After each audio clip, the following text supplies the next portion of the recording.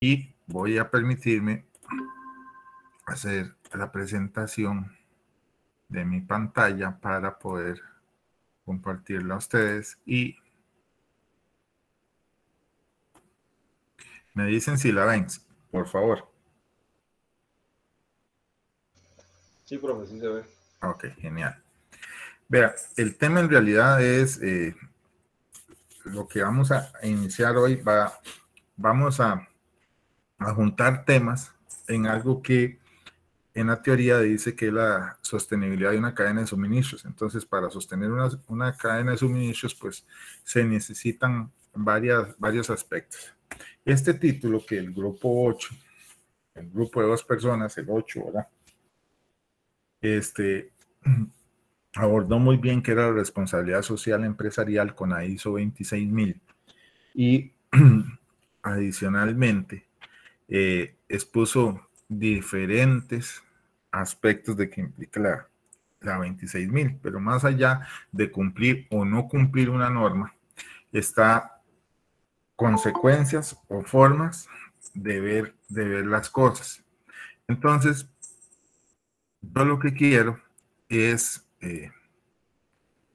empezar con este tema de la responsabilidad social, no desde el hecho de una norma o qué tenemos que hacer para cumplir con la norma, etcétera, etcétera, sino simple y sencillamente voy a poner acá estos 4 puntos y necesito que hablemos entre todos para recoger información sobre lo que es en sí la responsabilidad social. Yo siempre digo cuando toco este tema, muchas veces confundimos la responsabilidad social con la idea que tenemos que salvar el ambiente, tenemos que cuidar el entorno, tenemos que sembrar árboles, pintar escuelas, darle becas a niños de escasos recursos, darle movilidad a escuelas rurales, por ejemplo. Con esto no estoy diciendo que eso sea malo, al contrario, es muy bueno, pero la responsabilidad social de cualquier empresa va más allá de eso. Eso es como la parte final de una empresa. Este, lo que, lo que hay que ver es primero hacia adentro y después poder mostrar la empresa hacia afuera. Recuerdan en la exposición de Adrián decía de una forma muy clara, cuando alguien viene a decirme que se quiere certificar BASC, yo lo que hago, primero que nada, es analizar cómo es la empresa, cuántos años tiene, con quién hace negocios, a qué se dedica, quiénes son los dueños, etcétera, etcétera, etcétera. ¿Para qué? Para ir viendo esa reputación de la empresa, para ver si en realidad esa empresa puede o no es como, digamos así, como una empresa fantasma o que apareció de la noche a la mañana, y etcétera, etcétera. Cosas que él decía. Lo primero que dice ahí, dice que las compañías deben considerar que tanto los productos y servicios que genera van a tener una afectación, ya sea positiva o negativa, en las personas y el entorno. Y entiendas entorno como todo, ¿verdad? Un entorno social, un entorno político, un entorno ambiental. Entonces, esa responsabilidad que tienen las empresas es lo que fundamenta o ayuda a beneficiar ciertas condiciones o perjudicar. Ustedes, alguno que me colabore de algo que ustedes hayan visto que alguna empresa hizo o realizó y por medio de ese acto empezó a generar algún problema en su reputación o credibilidad o pérdida en ventas, etcétera, etcétera.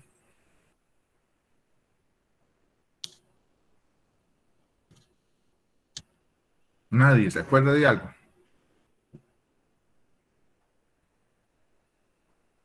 Profe, Sí.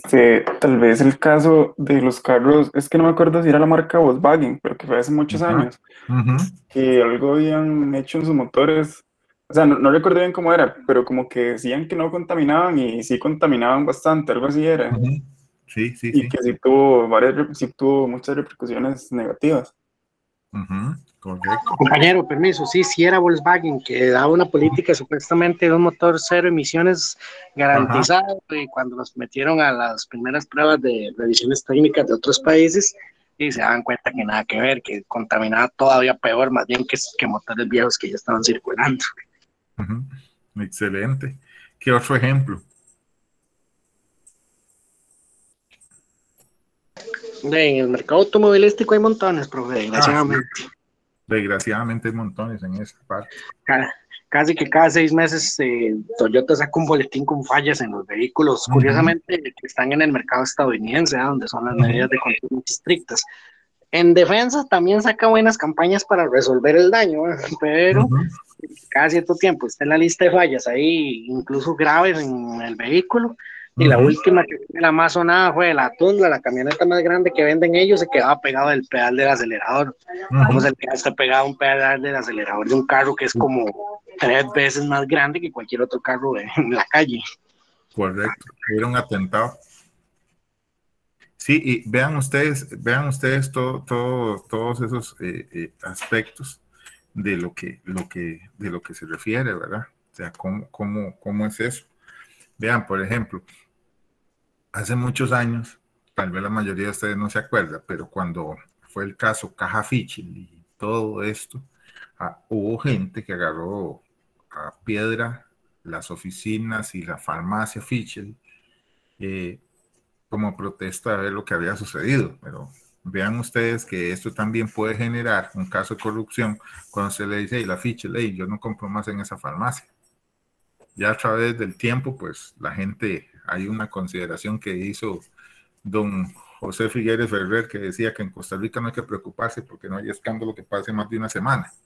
Y eso pues todavía se mantiene, ¿verdad? De los tiempos de la hora todavía eso se mantiene. Entonces, calculen ustedes que esas consideraciones pues hay que tener mucho en cuenta. Si ustedes ven este caso de la trocha fronteriza y lo que sucedió y las empresas involucradas, entonces todas esas empresas a su modo tal vez empiezan a perder ustedes credibilidad, o cuando sale un producto defectuoso o una campaña publicitaria que al final se comprueba que fue engañosa o no se obtuvo lo que se quería, entonces todo eso es la reputación.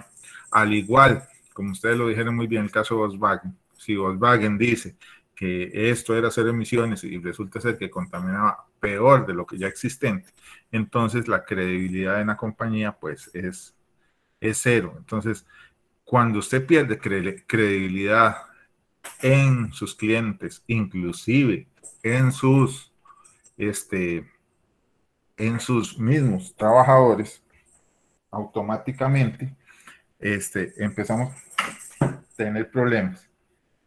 Empezamos a tener problemas y problemas serios de ventas, el prestigio se va. Entonces, por eso es que la responsabilidad social de las empresas empiezan en esos detalles, hacer las cosas bien y saber que lo que estamos vendiendo no va a generar ningún daño a las personas, no tengo que dar mordidas para poder conseguir clientes, no tengo que ponerle características al producto que no cumple y no tengo que hacer acciones legalmente incorrectas y socialmente incorrectas, ¿verdad? Entonces, esos son como características.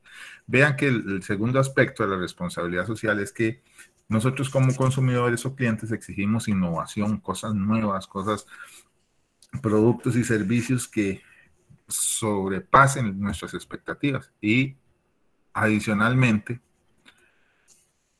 esto podría ser una meta para las compañías, ver cómo yo a través de mis productos y servicios de una forma innovadora atraigo clientes. Entonces, esto es parte de las consideraciones. De hecho, hay un libro que se llama La Estrategia del Océano Azul, que es parte de esto, de cómo las empresas deben crear nuevas oportunidades para poder seguir.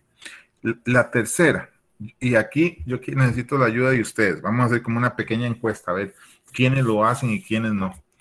Dice que la tecnología basada en el Internet y actualmente en las redes sociales generan que se busque información sobre el producto o servicio y esto se haga de forma muy vertiginosa. Entonces aquí va una pregunta. Por ejemplo, si ustedes quieren ir a un restaurante X, ustedes buscan información por Facebook o por Instagram de ese restaurante antes de ir, o son poquitos o nadie lo hace.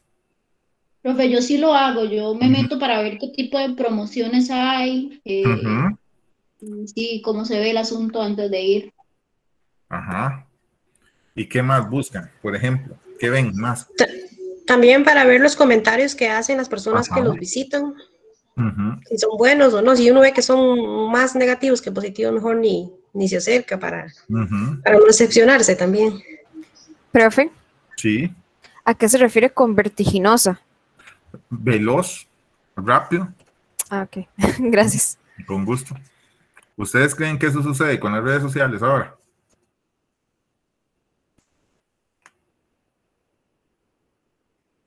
¿O no? No es así como que la información Sí. fluye. Bueno, personalmente yo siento que sí, porque, por ejemplo, yo estoy en alguna red social, veo algo que me guste, pongo un mensaje y realmente me contestan, bueno, la mayoría me contesta que en mínimo de 1 hora, o sea, es increíble. Porque las personas siempre tienen el celular a mano, entonces posiblemente la persona que está recibiendo mi mensaje tenga el celular a mano, vea el mensaje y de una vez responde porque no va a perder la venta. Vean ustedes qué importante eso que se están diciendo. Vean el otro punto. Mucha información exige a las empresas cautela, ya que su nombre y sus productos o servicios pueden verse en problemas si esa información llega a manos equivocadas. Por ejemplo, si alguien me escribe a mí algo negativo sobre el negocio y yo no respondo o yo no trato de explicar o contactar a esa persona que tiene ese problema o generó ese problema y uno trata de buscar o arreglar, ¿qué creen ustedes que se ve la reputación del negocio? Vean que ustedes mismos lo están diciendo. Si yo encuentro mucho comentario negativo, ni me asomo a ese lugar. Sí, en realidad, bueno, creo que eso fue el año pasado o este año, no estoy segura, que a una señora le cobraron en un restaurante un vaso de agua. Ajá, correcto. Y eso fue un boom en redes sociales, o sea, todo el mundo estaba de que no fueran y que qué increíble. Y eso para el restaurante, o sea, fue una crítica totalmente negativa. Vean, con el famoso vaso de agua lo que sucedió. Yo le voy a mostrar 3 casos de situaciones que se generaron a través de redes sociales y este concepto, la responsabilidad social que tiene la compañía es hacer las cosas legalmente correctas, socialmente correctas y evitar a toda costa que su información genere aspectos negativos en la sociedad. Y vean ustedes que, bueno, ahora el término, ¿cómo es? Quemar, dicen, ¿verdad? En redes sociales, voy a quemarlo. O sea, voy a exponer esta situación para perjudicar a este negocio que ha perjudicado a muchos. Entonces, el término que he escuchado es esto, voy a quemarlo. Entonces, ustedes saben de qué cerveza se está hablando en esos afiches. Heineken. Ajá. ¿Y ustedes, alguno sabe del porqué de eso? ¿El talento se paga, señor? Yo realmente no. Vean, me imagino que aquí, como muchos, es un país futbolero. Saben que esta marca de cerveza es la patrocinadora de la UEFA Champions League. Sí, ¿verdad? Díganme que sí, ¿verdad? Sí, okay. Sí.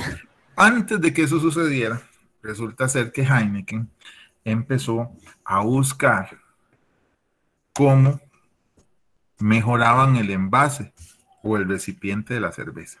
Entonces sacó un concurso para que los consumidores de Heineken les dieran ideas de cómo que podría ser un mejor envase para la cerveza Heineken.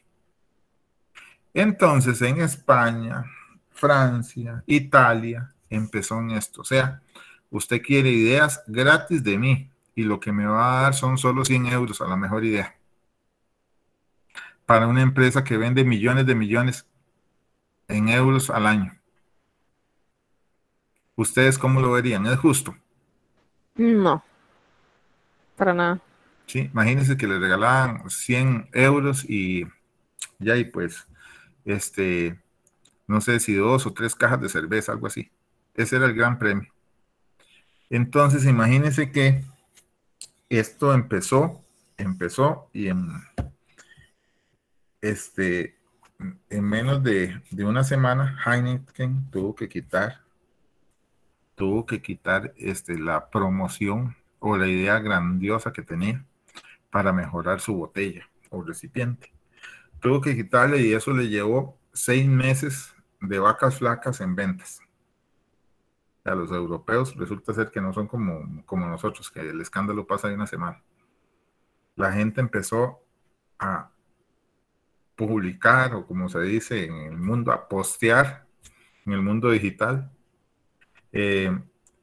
memes, como les decimos, referente a esto. Y esto generó que conferencias de prensa, anuncios de Heineken, tuvo que quitar toda la publicidad de redes sociales en los supermercados. Imagínense el dineral que costó retirar todo.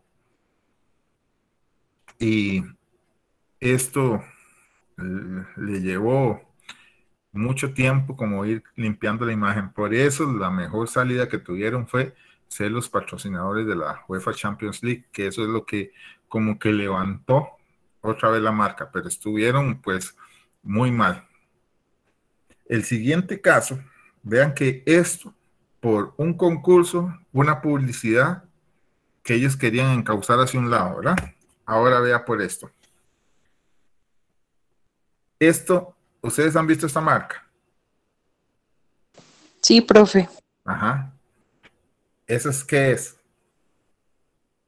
Agua gasificada. Ajá, ligeramente gasificada. En Francia, esto es un boom. Resulta ser que por error, un camión transportó de París a otra ciudad, no recuerdo si era Lyon o Marsella, no sé, unas cajas, dio el camión cargado de esta agua.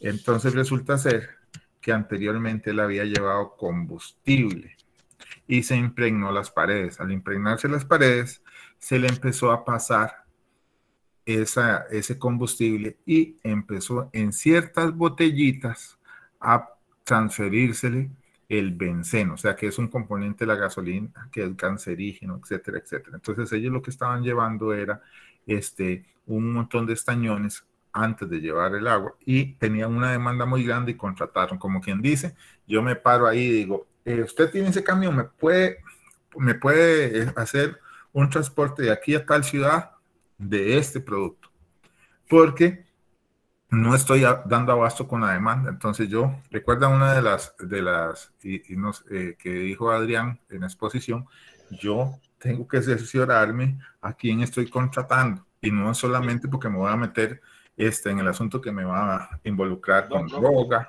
etcétera, etcétera. Sino, esta persona tenía impregnado de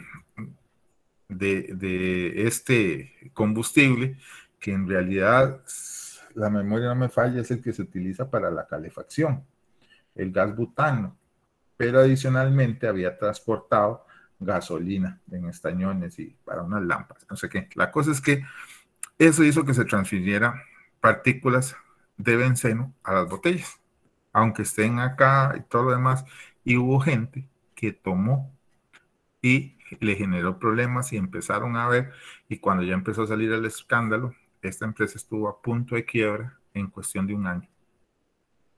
Imagínense ustedes, por una caja, un descuido de eso, estar prácticamente a la quiebra. ¿Por qué? ¿Qué es lo que les estoy diciendo? La reputación de la marca Y si usted me dice como compañía, vamos a ver, yo le digo, pero vean, es que no fue culpa de nosotros, el producto estaba intachable, estaba bien, pero descuidé quién me transportó. Usted como cliente, usted va a aceptar eso como excusa. Perdón, profe, es muy similar, bueno, no tiene la magnitud, pero lo que dijo el expositor de los muchachos que cargaron y habían consumido marihuana. Ajá, correcto. No en esa magnitud la afectación, pero sí, digamos, que perdió la carga, perdió el trabajo invertido, y aparte de eso tuvo que pagar todo el proceso que se llevó en las aduanas en Estados Unidos, más una demanda a la compañía, ¿verdad? Porque los muchachos no es a ellos los que les va a afectar, es directamente al dueño. Exacto, o sea, vean ustedes la implicación que esto puede llegar a tener. Descuidos de este tipo, la implicación que esto puede llegar a tener.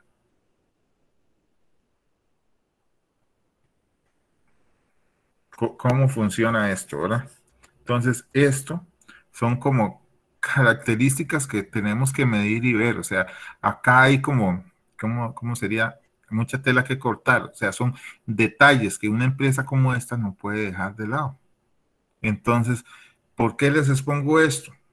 Vean, estos son ejemplos de cómo usted dice, su responsabilidad, sí, su responsabilidad social es entregar un producto por el cual yo como cliente voy a pagar, y entonces yo merezco que por lo que yo estoy pagando, recibir un producto adecuado, con las especificaciones para lo que yo lo quiero y que funcione adecuadamente, o el servicio como yo lo quiero, para lo cual yo estoy pagando. Entonces, imagínense ustedes cómo esto es terrible, un descuido de estos. Entonces vea que estos detalles es parte de la responsabilidad social de una empresa. Este caso, que fue muy sonado en su momento, ¿saben de qué está? ¿Por qué ese orangután está ahí? Porque si Kit Kat de Nestlé, este es el logo, aquí pone la palabra killer o asesinos, ¿verdad? Pide a Nestlé que dé un respiro a las selvas tropicales. ¿Por qué creen ustedes que fue eso? ¿Alguno sabe?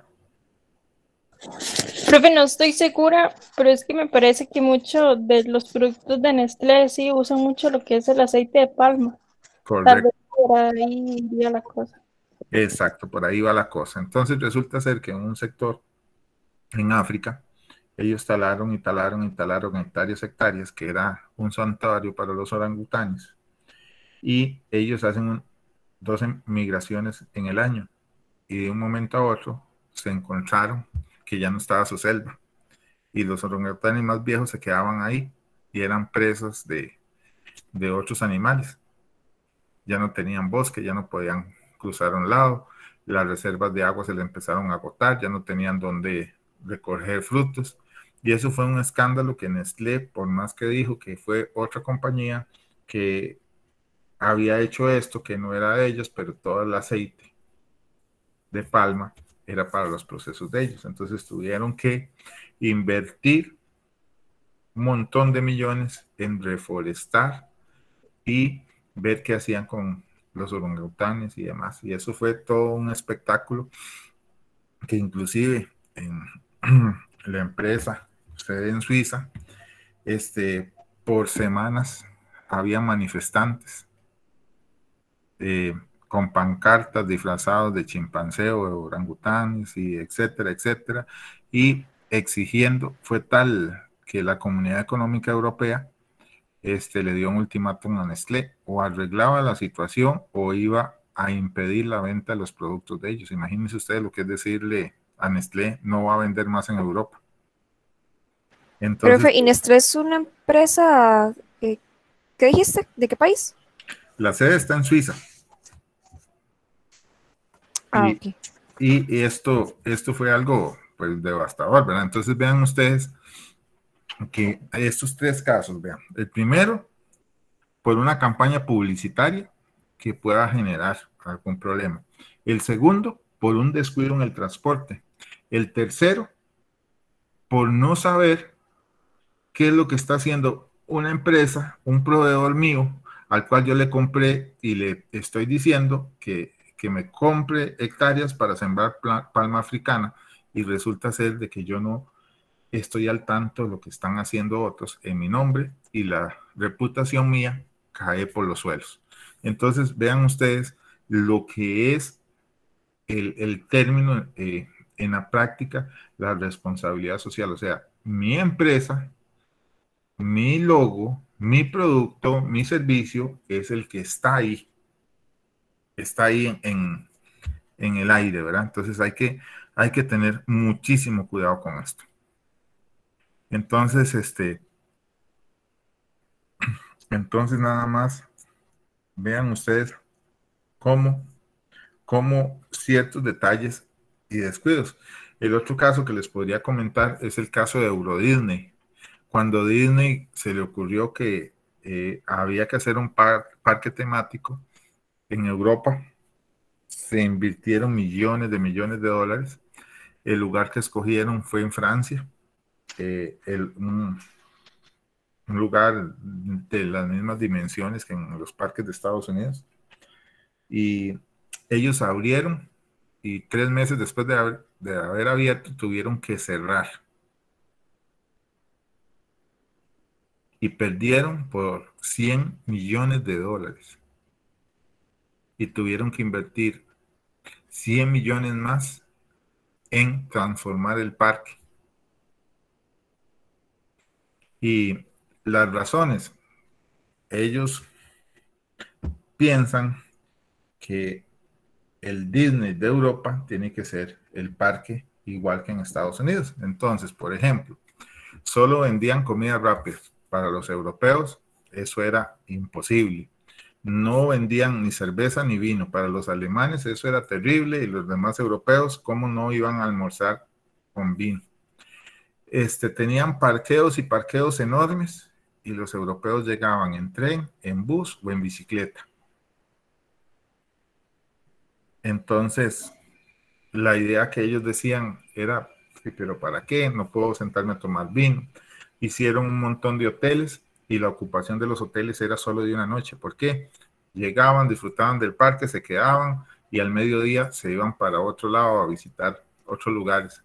Y era totalmente lo que ellos estaban acostumbrados en Estados Unidos, de hacer que las personas pasen días en el parque. En el caso de los europeos, no, disfrutaban 1 o 2 días y se iban. No se movilizaban en vehículos como los estadounidenses, y sus hábitos alimenticios eran totalmente diferentes a los estadounidenses. Entonces, ellos en cuestión de 3 meses tuvieron que replantear y cerrar el parque para volver a reorganizarlo y hacerlo de la forma más europea posible. Entonces vean ustedes que esto le generó tantas críticas en Europa que en cuestión de mes y medio ya casi nadie llegaba a ver el famoso parque Euro Disney. Entonces vean ustedes que descuidos como estos, no analizar, no ver aspectos como una campaña publicitaria, como el transporte, como lo que hace una persona, de donde estoy obteniendo mi materia prima, con el caso de Nestlé, o cómo yo no analizar cómo es mi cliente, qué características tiene el cliente, y más bien, como yo soy una empresa grande, yo me impongo y yo hago las cosas como yo considero y no hago esos análisis. Vean ustedes lo que puede llegar a suceder. Son situaciones simples que pueden suceder. Y esos detalles es del por qué usted tiene que analizar una cadena de suministros, como dicen, aguas abajo y aguas arriba, o sea, desde mis proveedores hasta mis clientes. Y es precisamente esos 3 aspectos, medio ambiente, personas y empresas, lo que buscan.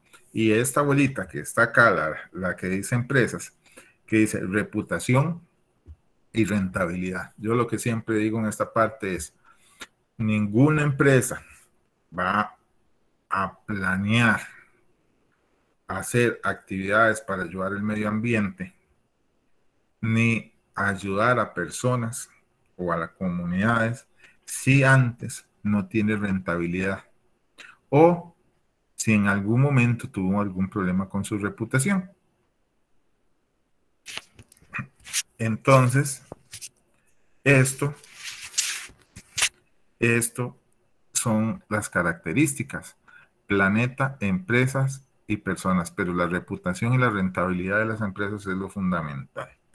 Entonces, los grupos de interés o stakeholders, como se dice en todas las normas ISO, pueden ser muy criticados con las empresas que no respetan su entorno. Es decir, que si usted quiere tener reputación, ¿qué pasa si usted por A o por B, uno de sus trabajadores esté tirando la basura con un logo de la empresa, digamos que diga Dos Pinos, esté tirando ahí desechos de, qué sé yo, de leche que esté dañada, esté tirándolo en una sequía o en un río?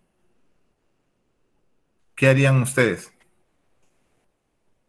en este momento? ¿Qué harían? ¿O qué es lo que se acostumbra a hacer actualmente? Nadie. Posiblemente lo comiencen a comentar en las redes sociales. Y le toma fotos y un video y lo ya sube. Está el video. Ajá. ¿No? Sí. Correcto. Por eso es que estos detalles, ustedes como administradores, si el día de mañana ustedes van a poner su pequeño negocito con todo el esfuerzo, vean lo que comentó Adrián. Ustedes hacen todo el esfuerzo, pero ustedes no saben con quién está haciendo negocios y ¡pum! Ya pasó tal cosa. Les pasó lo de estos muchachos que empezaron con las manos porque estaban fumando marihuana y dejaron la rastra y los perros detectaron esa rastra. ¡Pum! Ahí empieza la pérdida. Entonces vean que son detalles que la reputación de la empresa puede, entonces, o la capacitación de esas personas puede generar, o la reputación ustedes la pueden perder cuando no saben controlar a un cliente molesto. Y aquí, acuérdense de una cosa, esa idea de que el cliente siempre tiene la razón, vayan quitándosela de la mente. Ustedes como administradores, un cliente no va a tener la razón cuando genere un riesgo para las demás personas, se ponga en peligro la vida de las personas, o si ustedes venden algún producto y ese producto lo esté usando de forma incorrecta, no es su responsabilidad como empresa y que el cliente no va a tener la razón. O cuando el cliente pierda la cabeza y empiece a insultar. O sea, hay formas y hay niveles, ¿verdad? Entonces, cuando hablamos de esto, de la reputación de las empresas, es la parte fundamental de la responsabilidad social, porque las empresas, como dice ahí, están obligadas a tener en cuenta todas las implicaciones de un producto, desde su diseño hasta su destrucción, que esa es la parte que actualmente está digamos, a nivel mundial, lo que ha empezado desde hace varios años a ponérsele mucho cuidado. ¿Qué pasa con los recipientes? Vamos a ponerlo así. ¿Qué sucede con el aceite quemado de los carros? El aceite, vamos a cambiar el aceite. ¿Qué pasa con el aceite que andamos nosotros ahí en el motor?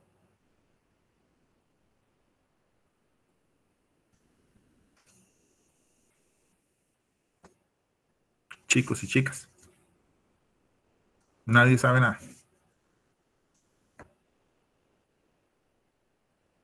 ¿Qué pasa? ¿Vamos a cambiar aceite o nadie va a cambiar aceite? ¿No?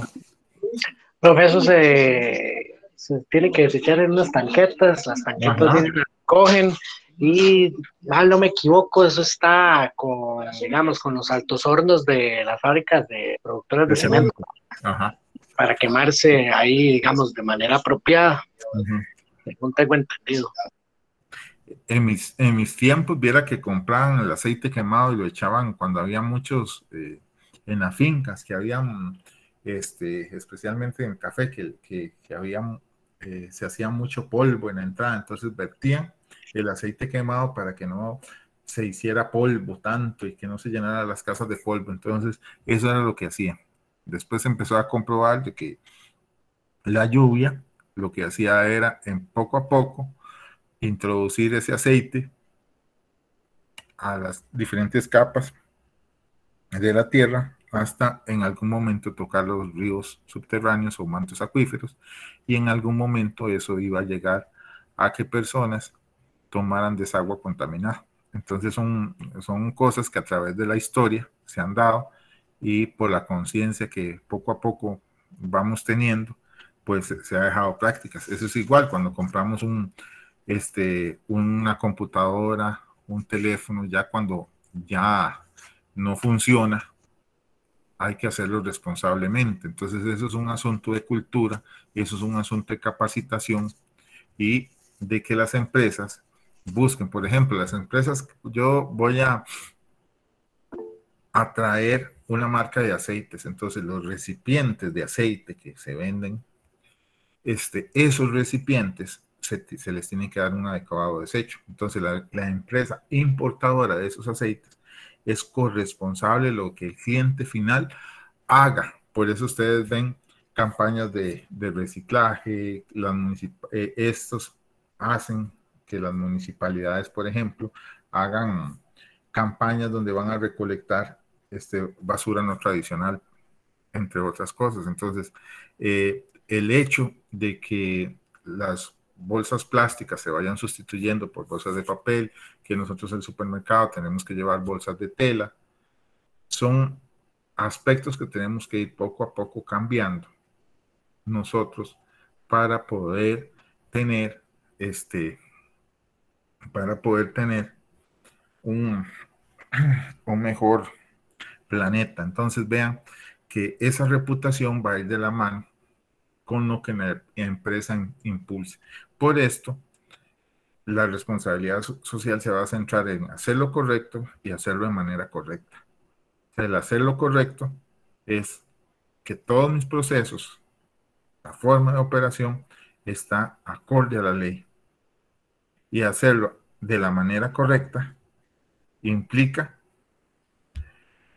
que yo puedo y debo hacer las cosas como deben ser socialmente aceptadas, técnicamente aceptadas y legalmente aceptadas. Eso es como mi obligación. Esto, la sostenibilidad que implica lo económico, lo social y lo ecológico, sí. En la diapositiva anterior tengo una duda. ¿Qué significaba SCR o Responsabilidad RSC? social, responsabilidad social corporativa. Ok, gracias. Dice que el término sostenibilidad hace referencia a satisfacer las necesidades, por eso es que las necesidades que tenemos en este momento, pero sin empezar la afectación de otras generaciones o de nuestras generaciones futuras. Entonces, por eso, muchas veces los aspectos económicos son los que van más allá de estas consideraciones. Entonces, va más allá de las creencias ecológicas del green thinking, de ir pensando en verde. O sea, tenemos que idealizar y pensar que nosotros tenemos que ir muchísimo más allá. Más allá en el sentido de que sostener esto es hacer las cosas de forma o manera correcta y ir pensando, ir desarrollando principios para la buena sostenibilidad. Y además, nunca se puede dejar de lado a sus clientes, a sus empleados, a la comunidad y sobre todo la reputación. Porque perder la reputación puede generar, bueno, imagino que hace unos meses ustedes vieron la foto que por Facebook dio vueltas, que era la del famoso ladrones que entraron a un lugar y el chino tenía un montón de carne y no era carne de res, ni de cerdo, ni de gallina, sino esto, ¿qué creen que sucedió? Profe, tenía un montón de carne y ¿qué? Es que se me cortó el audio, entonces no escuché. Un montón de carne, pero la carne era de perro. Profe, las ventas de los negocios se cayeron un montón. Sí, nosotros teníamos unos amigos que trabajaban en ese lugar y, o sea, decían que hasta fue como el partido de la Cele, o no me acuerdo, un clásico, no me acuerdo, y dijeron que no vendieron absolutamente nada. Una unión, un gremio que tienen ellos dice que las ventas bajaron. Después de ese incidente, un 75%. Sí, exactamente. Vean, no sé si ustedes... Bueno, solo para agregar una idea. Incluso actualmente hay una promoción en Uber de platillos de 2x1 solo en comida china, y yo no sé si realmente, o sea, tuvieron que llegar hasta ese punto de empezar a tirar 2x1 por todo lo que comentaron los compañeros antes. Sí. Profe, ¿eso fue hace poco? Sí, ¿verdad? Hace poco. Sí, eso es hace poco. Imagínense que, bueno, es que eso ya hace bastante tiempo. Que cuando eso era, estamos hablando hace como, creo, si no me equivoco, puede ser 18 o 20 años, que habían encontrado que lo que habían eran fetos de rata en vez de camarones en un restaurante chino X. Entonces, para poder levantar las ventas y la imagen o la reputación de la comunidad china que se dedicaba a la venta de comida, el presidente de aquel entonces, Miguel Ángel Rodríguez Echeverría, tuvo que ir a un restaurante a comer, a almorzar, y ahí llegó toda la prensa y todo lo demás para ver si podían levantar un poco las ventas, porque nadie se atrevía a comer un cantonés. Entonces ven que por eso es que lo que dice, que hay que buscar y pensar no solamente en la parte, como dice aquí, económica, sino la implicación social y ecológica, porque cuando hablamos de implicación social, aquí estamos hablando de que para nosotros es ofensivo ver lo que esta persona tenga, pero tal vez en China, en Asia, eso sea normal, pero para nosotros eso no es normal.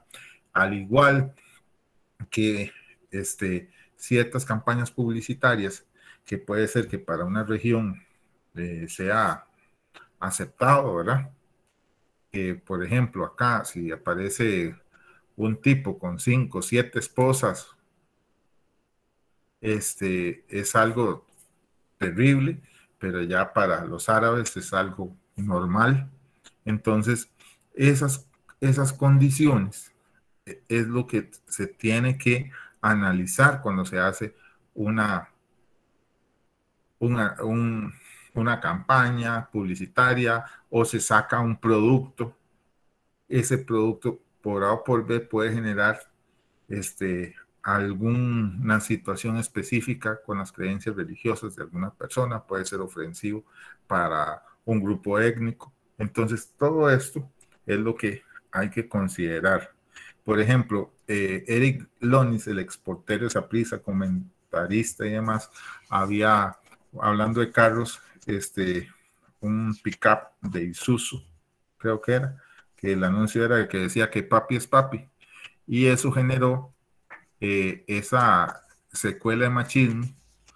Ese anuncio se quitó, pero él fue como muy criticado. De hecho, no tenía nada que ver la parte de un programa deportivo que él participaba, que él tuvo que hablar precisamente por eso, porque que él no era machista, porque había mucha gente que le estaba reclamando eso.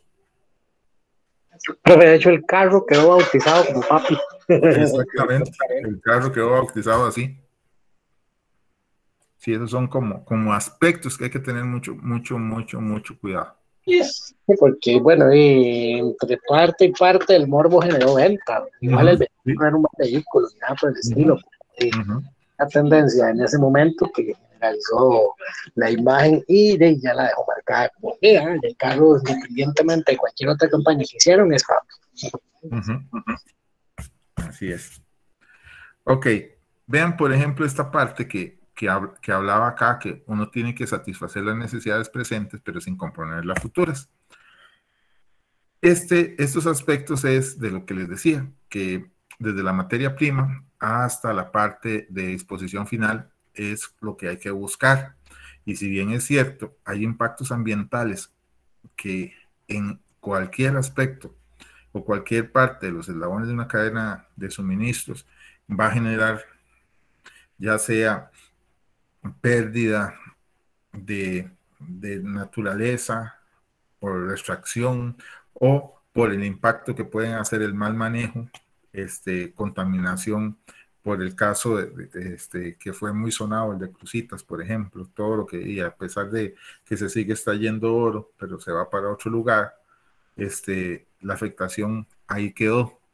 Entonces, esto, que calentamiento global, contaminación de aguas, contaminación del aire, contaminación, digamos, por los empaques, por el mismo producto cuando se desecha de forma inadecuada. Entonces, son una serie de características que hay que tenerle su cuidado. Entonces, la etapa o el ciclo de vida de un producto que va, por ejemplo, por ponerlo así, desde la Coca-Cola que se compra y después qué hago con el envase de 3 litros, no es retornable, entonces lo depositamos en la basura.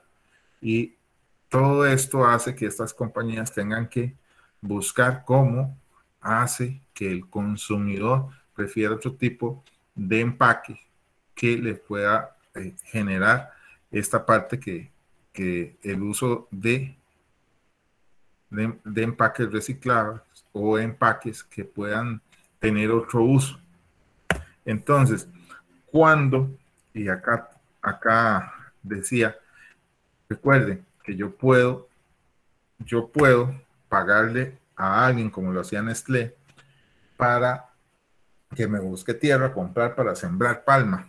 Pero si yo empecé a talar bosque y empecé a dañar no solo los orangutanes, sino empecé a dañar ecosistemas, empecé a generar escasez de agua, a dañar mantos acuíferos, entonces ahí son bienes públicos de todos, que por la aplicación de una necesidad que tiene esa compañía, empezamos a tener fuertes problemas. Entonces empezamos, por ejemplo, el agotamiento de la pesca, agotamiento de todo lo que tenga que ver, el asunto que estuvo muy de moda en la administración Solís Rivera, que era lo de la pesca de arrastre. Entonces, estos bienes públicos que se refiere al aire, cuando yo contamino el aire, cuando contamino agua, cuando empiezo a contaminar suelo y empiezo a perjudicar el ambiente y a las personas, entonces ahí ya empieza en juego mi caída de la reputación como personas. Entonces, vea que toda la primera parte que abordamos es la responsabilidad social como empresa involucra que yo analice con quién hago negocio, cómo lo hago de la forma correcta y cómo muestro mi producto o servicio que sea razonable y que genere una reputación aceptable en la sociedad, porque yo necesito vender y necesito hacerlo de la forma correcta. Entonces, este aspecto que viene acá, que yo sé que en análisis de procesos productivos, el MRP, los que estuvieron conmigo, pues este tema yo no lo desarrollé porque yo lo pensaba desarrollar el concepto, porque yo lo que siempre les digo es, yo necesito darle herramientas para que ustedes como administradores vean aspectos, no que vayan a realizar o hacer ciertas fases de la producción a las cuales ustedes pueden aprenderlas o al menos tener el concepto global, porque ustedes van a estar en muchos campos. Digamos, ustedes lo que necesitan es ver resultados, ver la parte de planeación, cómo lo controlan. Y el MRP en realidad es, esas son las siglas en inglés, que este es el plan maestro de producción. ¿Qué es lo que yo quiero cuando se le hable de MRP a ustedes? Que es como lo más simple, como tener una receta de cocina, es esto. Y ustedes van a hacer un montón de queque seco, por ejemplo. Van a hacer X cantidad de queques secos. Entonces, usted lo que necesita saber, para eso es este plan, cuánto necesito y cuándo lo necesito. Es lo fundamental. ¿Qué necesito yo para producir y cuándo necesito esto? Imagínense, yo siempre le digo, si ustedes son Viviana Pozuelo y ustedes tienen que producir y tienen que producir. Entonces, yo tengo que producir sodas, tengo que producir cremitas, chiqui, cocanas, y ahí póngale todos los nombres de todos los productos, todas las galletas Pozuelo que ustedes quieran. Entonces, si yo produzco esto, yo necesito saber cuánta cantidad de harina, cuánta de azúcar, de chocolate, qué características tengo que tener, cuándo lo voy a ocupar. Entonces, este plan maestro por requerimiento de materiales, lo que voy a hacer es decir qué necesito y cuándo lo necesito. De acá sale la teoría, lo que dice es que se hace un plan agregado, que es lo que el plan agregado nada más lo que hace es adicionar es cuánta plata ocupo para producir y cuánto es lo que yo espero generar de producto. O sea, y aparte póngale los empaques individuales de cada uno, si va a poner los gaticos y que si va a poner el empaque grande donde van los 12 gaticos o las galletas María y después la caja donde van los paquetes grandes de 12 unidades de cada uno y cuántas cajas van en una paleta o en una tarima, como le decimos nosotros, y cuántas se tienen que llevar en el camión, etcétera, etcétera. Entonces, después de esto, es donde viene la parte de lo que digo. Como le estoy diciendo, estoy hablando de diferentes tipos de galletas, entonces son familias de productos necesarios para producir. Entonces, se realiza basado en las ventas. Esto lo vamos a hacer basado en las ventas y en los pronósticos. Cuando hablamos de ventas y pronósticos, aquí como que la cosa cambia, ¿verdad? Si nosotros estuviéramos en el 2019 y decimos, vamos a hacer el pronóstico de ventas para el 2020, ¿qué creen que pasó? Que todo se vino abajo. Que todo se vino abajo. Pero algunas empresas no se vinieron abajo, más bien se fortalecieron. Las empresas tecnológicas, sí. Ajá. Pero si usted me dice, estoy en el sector turismo, dan ganas de llorar. O en el sector hotelero. En la parte de restaurantes, por ejemplo. Entonces, vean ustedes cómo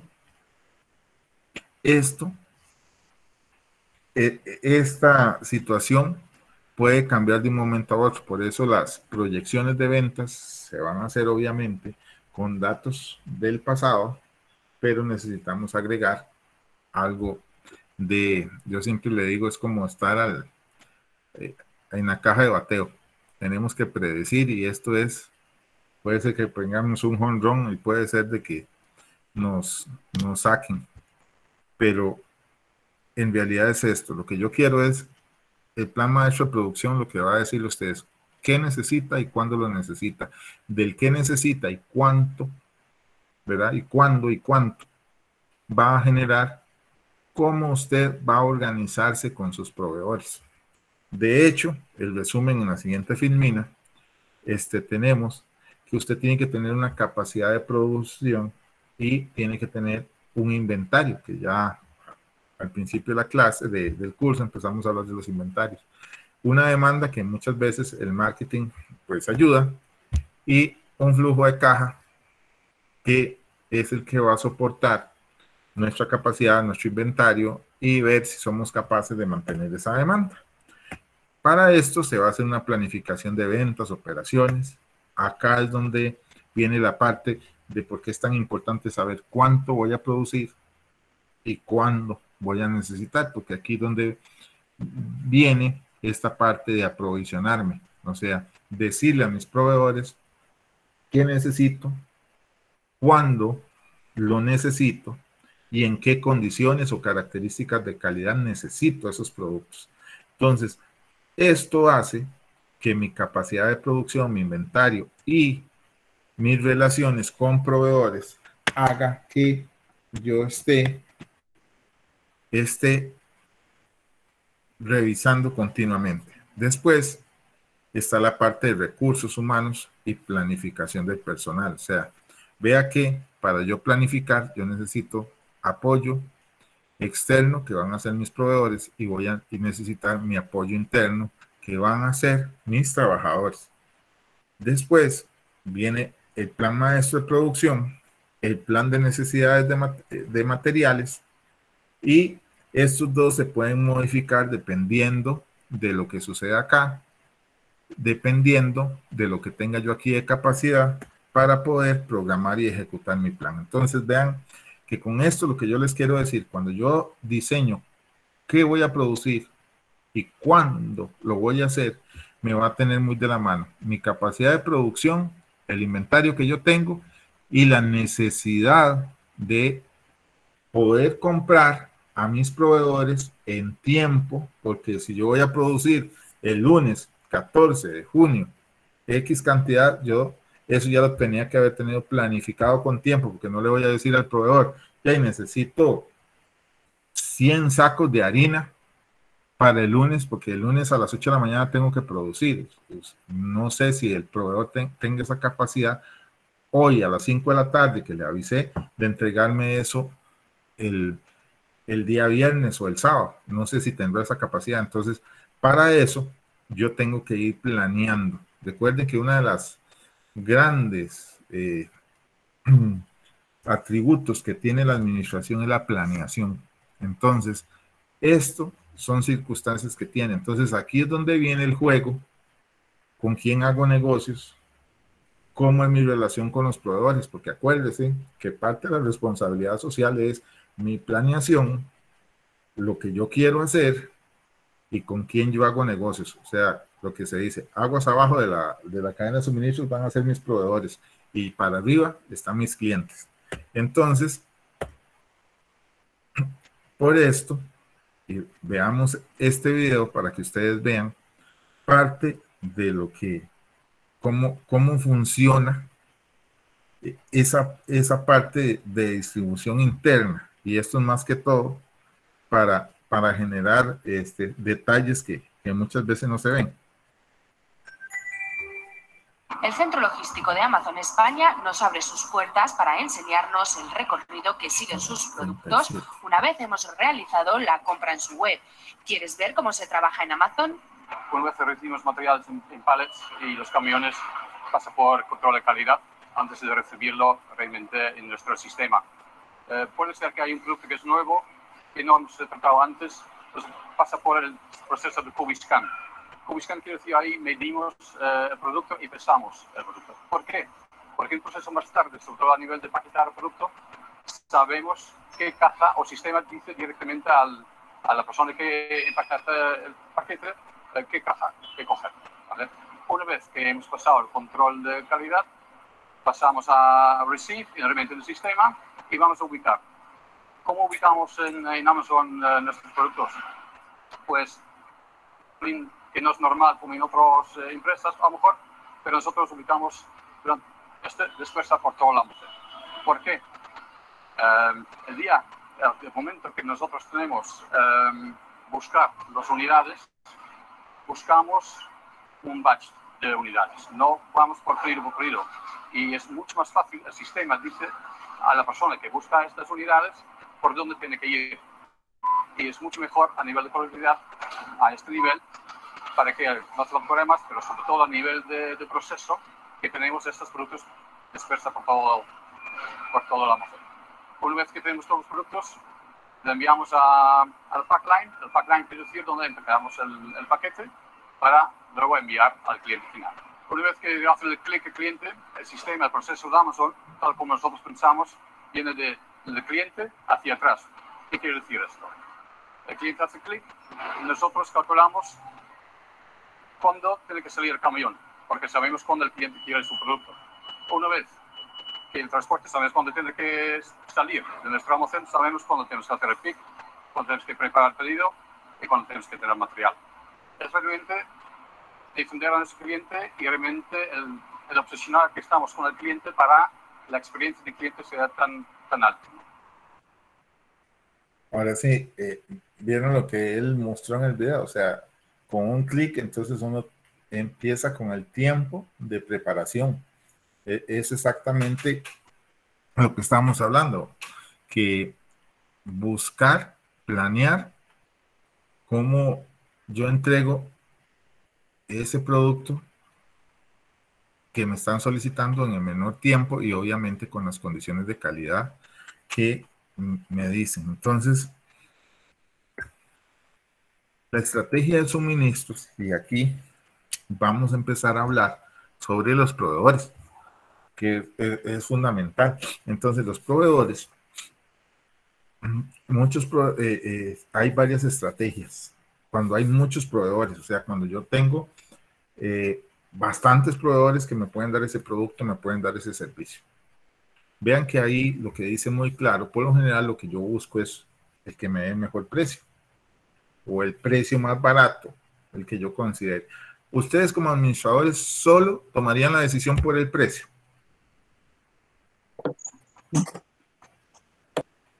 La calidad también la tomaría en cuenta. Sí, se podría tomar en cuenta, pero ¿qué más? También el tiempo de... Ajá. Voy a ver porque siento que como que el internet o me está fallando a mí. ¿Ustedes me oyen bien? A mí sí. Yo sí lo escucho bien, profe. Profe, no sé si soy yo o en algunos lapsos de tiempo como que usted yo no lo escucho. Pero no sé si seré yo. Para ver, voy a cambiar acá de...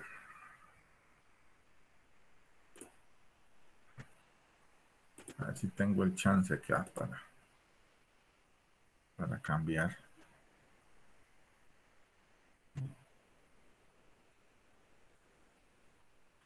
A ver,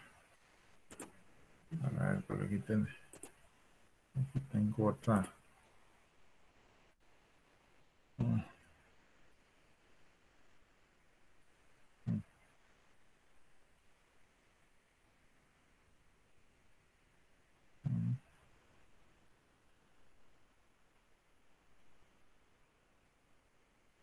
Vamos a ver si ya, para ver si puedo cambiar, porque vieras que es que les oigo muy entrecortado.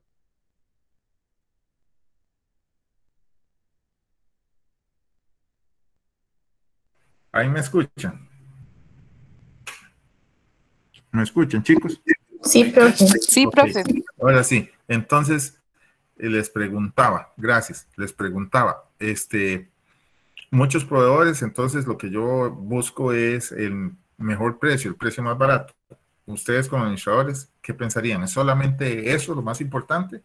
¿Es muy importante, pero lo es todo? No, profe. El tiempo de entrega también. Ajá, eso es excelente. ¿Qué más? ¿Qué más aparte del tiempo de entrega?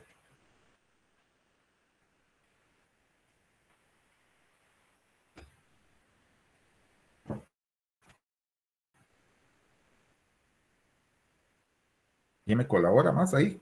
Solo el tiempo de entrega es indispensable.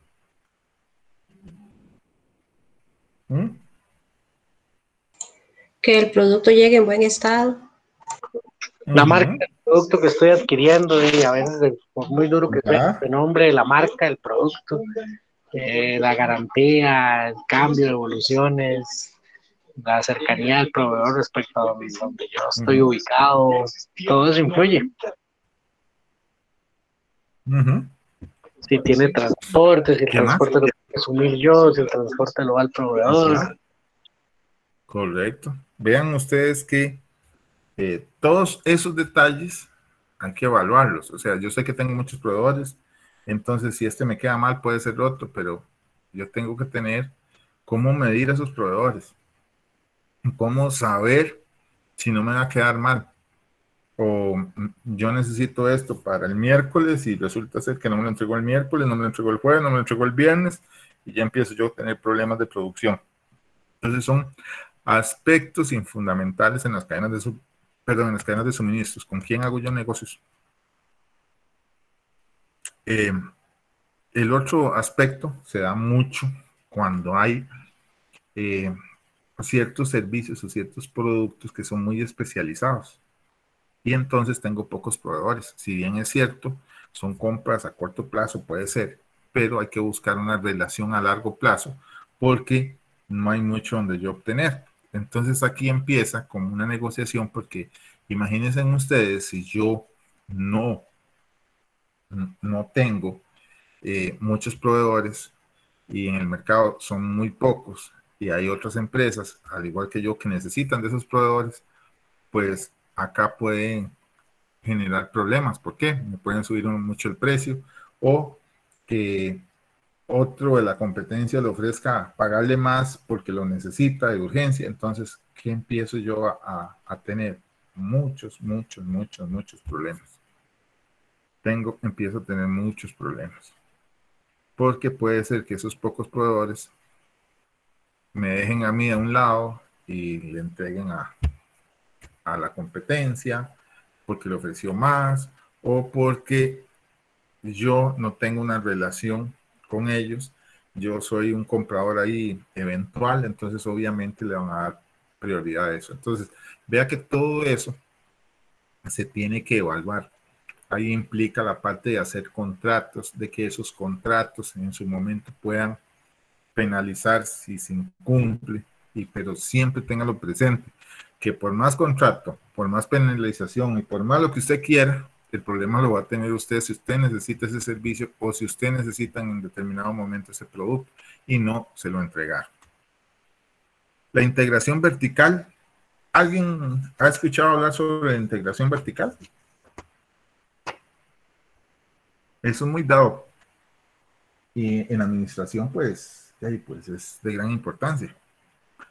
¿En dónde vemos la integración vertical?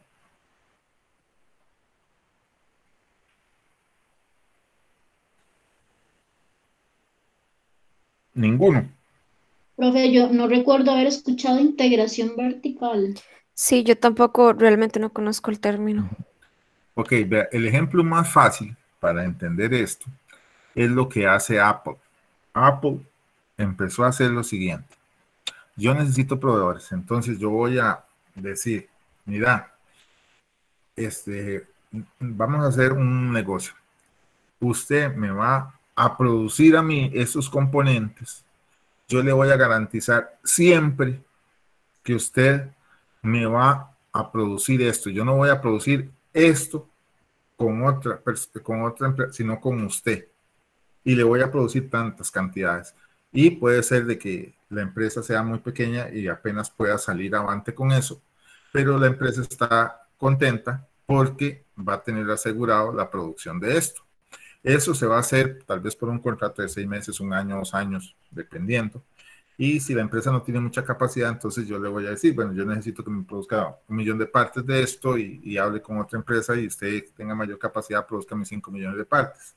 Entonces, esto lo que está haciendo Apple es irse a sus proveedores y hacer un contrato. Ese contrato es, yo le ofrezco que usted me produzca, pero eso sí, usted me va a producir solo a mí, porque lo que yo le estoy pidiendo a usted, lo voy a tener ocupado solo para mí.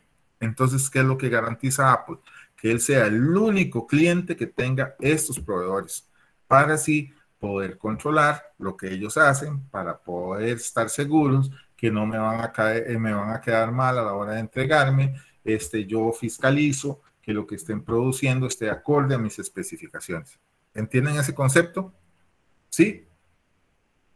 Ahora, una vez que usted me produjo, yo en mis fábricas de Apple, yo agarro todo lo que me trae y ensamblo el iPhone, ensamblo la iMac, y etcétera, etcétera. Y luego yo llego y lo vendo en mis tiendas minoristas. Entonces, vea, ¿por qué es una integración? Porque estoy controlando mis proveedores. Yo ser el único cliente. Yo soy el que ensamblo mis productos y yo soy el que vendo mis productos en mis tiendas. Eso fue lo que quiso Steve Jobs, controlar toda la cadena de suministros, desde sus materias primas hasta la entrega del producto final al cliente o consumidor final. ¿Les quedó claro la integración vertical? Sí, sí, profe. Sí, okay. Es como que tienen control de todo. Exacto, es buscar el control de toda la cadena. El joint ventures, ¿ese lo han oído? Yo no, profe. No. Vieras qué curioso, y este se usa mucho en la industria automotriz. Este es como diferentes empresas, como básicamente como la unión de diferentes empresas, ¿verdad? Correcto. Por ejemplo, BMW, Chrysler, Mercedes necesitan como piezas, por ponerle un tipo genéricas, necesitan barras de transmisión, necesitan barras estabilizadoras, necesitan suspensión. Entonces, yo me uno, Chrysler, BMW y Mercedes, por poner un ejemplo de 3 compañías conocidas. Como nosotros no tenemos una gran demanda como Toyota o como Nissan o como Mitsubishi, porque tenemos como un nicho de mercado, como el caso de BMW, Mercedes, más selectivo. Entonces, lo que yo hago es unirme para decirle a un proveedor, búscame tantas barras de transmisión, tantas barras estabilizadoras, tanto suspensión, partes de suspensión, partes para ciertas piezas que son como comunes. Entonces, yo con esto hago un mejor precio y simplemente se produce un lote y el proveedor y él separa. Le doy tanto a Chrysler, le doy tanto a BMW y le doy tanto a Mercedes. Eso lo que ando buscando es un mejor precio. Entonces, como dice, una unión para fabricar componentes generales para 2 o más empresas. O sea, inclusive muchas veces esas empresas son competencias entre sí, pero necesitan hacer esas estrategias de compra para poder garantizar. Está bien, ¿sí? Profe, sí. Incluso el caso que nosotros vimos hace poco, que era de la unión de Recope con una empresa de China, eso no califica como un joint venture también. Digamos, esto es como que hubiese 3 empresas de la misma gama que necesitan un proveedor X. En este caso, era el caso de Soresco, era como hacer una refinería por medio de una empresa china, pero acá no es de esa forma, sino es que yo necesito que alguien me dé un servicio, que me produzca algo, pero son empresas iguales. En este caso no son como ni homólogas, porque estamos hablando de empresas multimillonarias con empresitas pequeñitas como el caso de nosotros. Por eso la forma más fácil es, también esto se está dando actualmente mucho en el uso de almacenamiento de datos, que hay empresas grandes que le pagan a otras, a la misma empresa, para que almacenen datos de clientes, especialmente en la parte financiera, y que les den ese servicio de seguridad para que sus datos estén ahí encapsulados.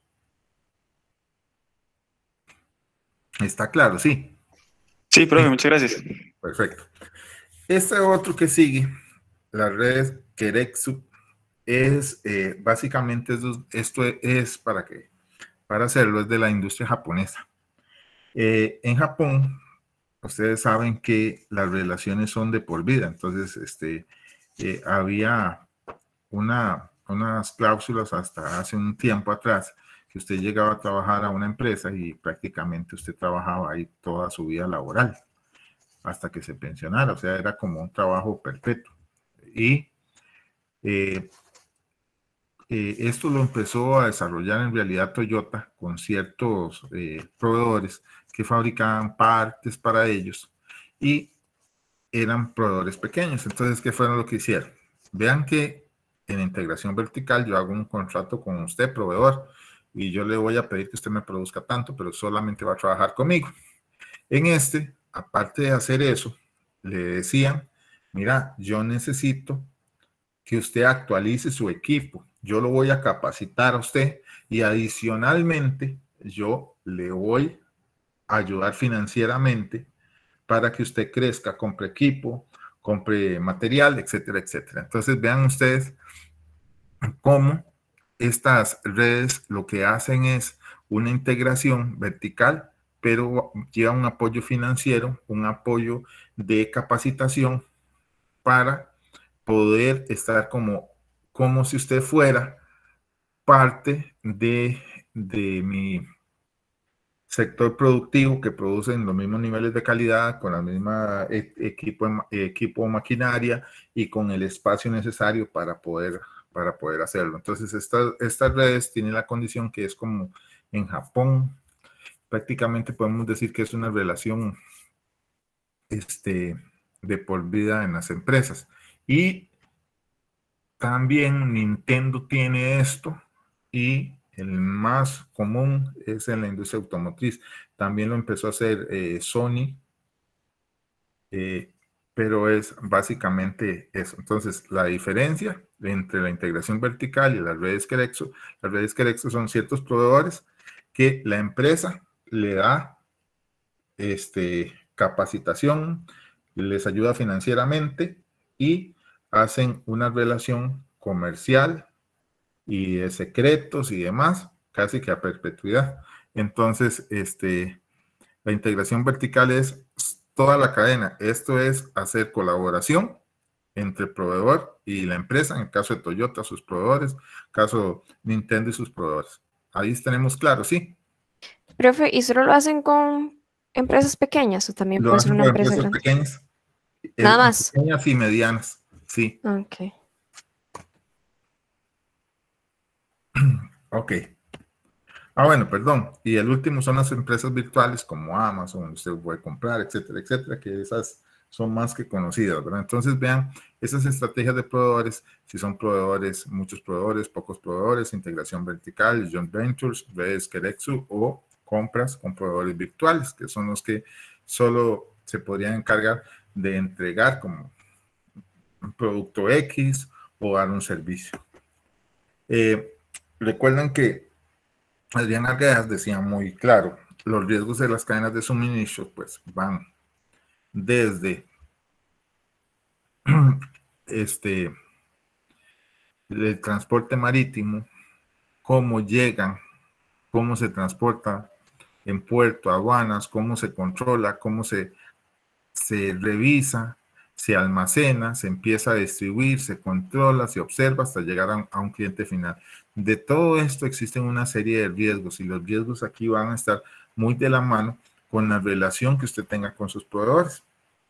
Entonces, el incremento de la especialización hace que muchos de esos controles sean cada vez de una forma más relacionadas con la tecnología. Bajos costos en la comunicación, que eso es lo que ha hecho el Internet. Transportes más rápidos, controlados y monitoreados, que es lo que se busca. Y tener menos proveedores, pero una condición, entre menos proveedores se tengan, más dependiente está usted de ellos. Entonces, los riesgos al fallo del proveedor en el envío, un uso de múltiples proveedores, por ejemplo. Esto puede hacer que usted haga contratos, se penalicen. Es curioso, hay un ejemplo que me llamó mucho la atención para el caso de McDonald's cuando abrió el primer restaurante en Rusia. ellos tardaron 6 meses antes de abrir, analizando sus proveedores, quiénes podía dar carne, quiénes podía traer el pan, o sea, infinidad de proveedores para buscar cuáles eran los más aptos para evitar fallos a la hora de recibir estos productos, más o menos calculen. La falla en los requerimientos de calidad, que eso es parte de la capacitación, el acercamiento entre el cliente y el proveedor que tiene que haber. Por eso aquí se dice certificaciones, entrenamiento, supervisión, retrasos logísticos, que existen N cantidad de retrasos, transportes, embalajes inseguros, y ahí viene usted que yo siempre digo, puede tener seguro, le puede pasar, entonces no va a perder el dinero, pero siempre va a haber ahí una pérdida porque usted necesita ese material o usted necesita entregar ese producto, y entonces siempre va a haber esa parte de la reputación de la empresa. La distribución es una selección cuidadosa de supervisión y con contratos eficaces con penalización. Entonces, dice que lo que usted tiene que distribuir, se tiene que saber lo que se hace. Entonces, ahí vamos al caso del agua que se contaminó. O sea, usted tiene que saber quién lo está manipulando, quién, a dónde lo está llevando, porque no son sus camiones.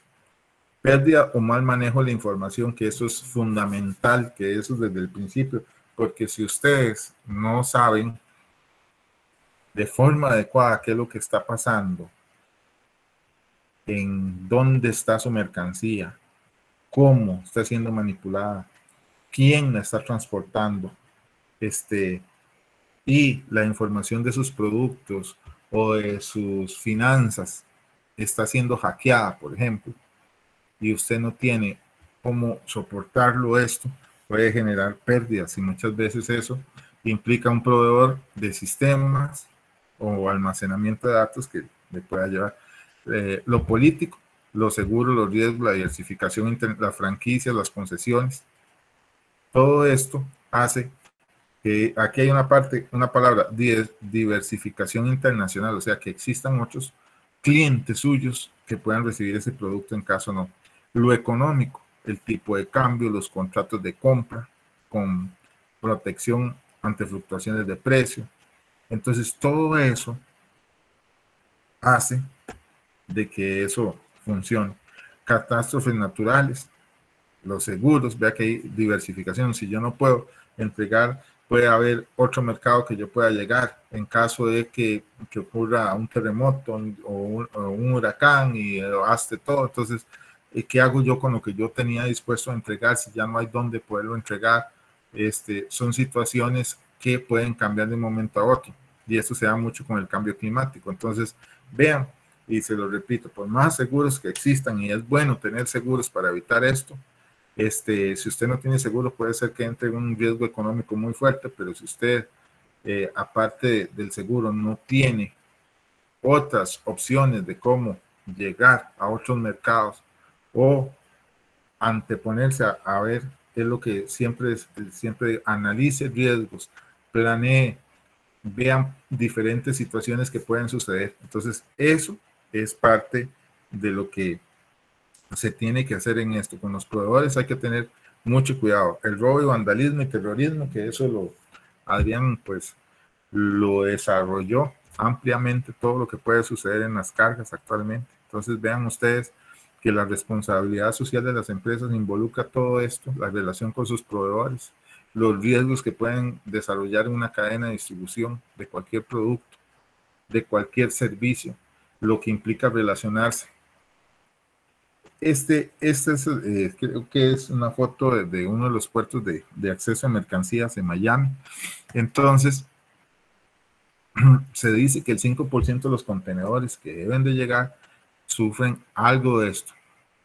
Son robados, y cuando son robados o extraviados, automáticamente la búsqueda de ellos básicamente siempre se termina que es algo relacionado con el crimen organizado, que transportaba droga de algún lugar a otro o tenían que disponerlo. Entonces estos contenedores por lo general lo que hacen es rastrearlos Esto, después del 11 de septiembre del 2001, hace que la tecnología sea fundamental en el rastreo, monitoreo de todos estos. Entonces, vean que, como Adrián lo explicó, la reputación de una empresa se puede caer por un embarque si no hizo las cosas de forma correcta. Profe, ¿y por qué demorados? Demorados.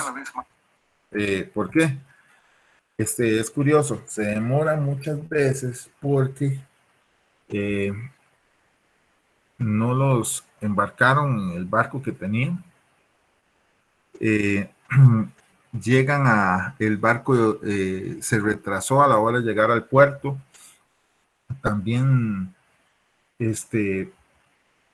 cuando llegan demorados o no llegan a la hora establecida, se supone o se parte del hecho, y ser mal pensado en esto, pues desgraciadamente casi siempre se logra atrapar cosas indebidas, porque puede ser una cuestión de contrabando. En el caso de las aduanas, si vienen para Latinoamérica, por lo general va a venir billetes y se demoran o se desaparecieron en algún momento en el camino para poder introducirle dinero, o en el caso de cuando van de Latinoamérica hacia Estados Unidos, empezamos con una situación de que lo que estoy entregando es droga o contaminando la carga con otro tipo. No solamente esto, porque pueden llevar explosivos, pueden llevar no solamente cocaína, puede llevar material para no pagar aduana, entonces lo ponen ahí, o declaran cosas que no van, o abren el contenedor y le cargan otras cosas más de las que debería llevar. Cuestiones así. Por eso es cuando ustedes le dicen que el contenedor está demorado, ese contenedor, júrelo que lo abren. Este es un ejemplo de cómo a nivel terrestre se logra a través de la inteligencia artificial controlar camiones. Cada vez más camiones utilizan inteligencia artificial para planificar sus viajes. Alrededor de 6.000 empresas de logística confían en un nuevo sistema de inteligencia artificial para optimizar sus capacidades. El algoritmo llamado Mani fue desarrollado por la startup Cargonex de Hamburgo y se nutre con datos del sector logístico. Aprende datos empíricos, por ejemplo, para predecir hacia dónde se dirigen los camiones y también a determinar los precios con antelación y cómo cambiar rutas. Veamos un ejemplo básico. Un camión cargado a tope se dirige de A a B. Normalmente regresaría vacío, pero Mani sabe que ese camión se necesitará no muy lejos de B, solo unas pocas horas, así que puede volver con esa carga. Este sector suele ser muy convencional. Cuando decimos que utilizamos inteligencia artificial, encontramos algo de resistencia. Por ejemplo, si funciona, si es seguro, básicamente si es de fiar. BitTracking, una empresa de transportes de Hamburgo, utiliza este sistema de inteligencia artificial desde hace varios meses. Sus camiones operan en toda Europa. Gracias a Cargonex hemos conseguido minimizar nuestros viajes sin cargar en un 15%. Una ventaja notable ante el 37% con el que opera la mayoría de las empresas del ramo. El sistema Mani funciona bien, aunque a veces necesita asistencia humana. Los camiones suelen atascarse en el tránsito. Es difícil de predecir, se retrasan y hay que adaptar horarios. Cuantos más camiones sean guiados por el sistema de inteligencia artificial, mejor para el aprendizaje del software y más beneficios para la startup, pues recibe una comisión por cada trayecto que sugiere. Ven qué interesante como los controles de esto se van a ir implementando cada vez. De hecho, hay controles de temperatura. Recuerda que Adrián habló ahí de los escáneres que en Costa Rica no se usan, etcétera, etcétera. Entonces, más o menos para que ustedes vayan analizando y viendo cómo esto pues pueda generar ciertas situaciones. Cada vez más camiones utilizan. Acá yo quiero que vean cómo la tecnología en almacenes pueden controlar ciertos aspectos. Vean. Antes el proceso era manual, entonces llegaba un camión, se descargaba con una carretilla, las personas tenían que soltar estos palés, tenían que colocar en unos sitios y después que tenían que consultar los pedidos y cogiendo unitariamente todos estos productos y entregar. En estos momentos la preparación de pedidos por utilización de robots es perfectamente posible, con lo cual ellos van cogiendo los pedidos, optimizando el posicionamiento dentro de la propia caja, y eso es real.